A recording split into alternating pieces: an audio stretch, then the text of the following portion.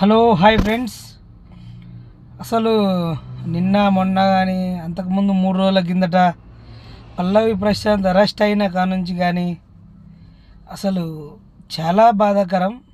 ఈరోజు చూశారు కదా, శివాజీ గారు, యావర్, బోలే అన్న అందరూ వీళ్ళు స్పై బ్యాచ్ అనేది ఏదో అది మొత్తం కలిసిపోయి ఆనందంగా ఉన్నారు.